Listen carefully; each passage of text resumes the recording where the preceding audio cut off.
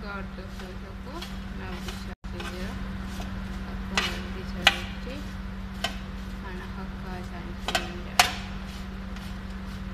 ana bisogna jira rawa su ko rawa dunya ko sanjinda kuna hare kana bisogna jira chudana ki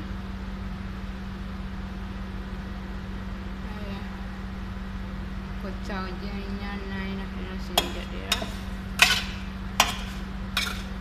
Wah, cakap ci kocau ni. Ada banyak hal ni.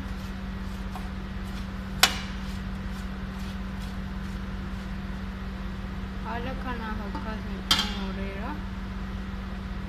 Maka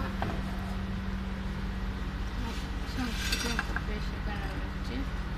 Saya akan jumpa kamera bawa jalan saya nanti meja tu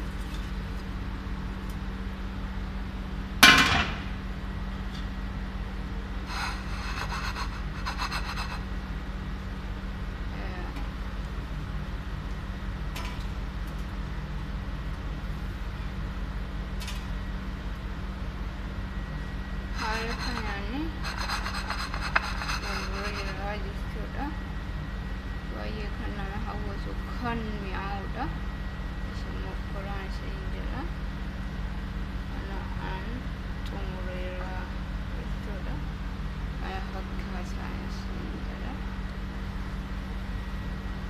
jangan sendiri jingga dah isu biko subscribe like share ke channel lah kerana nasa ko sehingga rashi pasti kari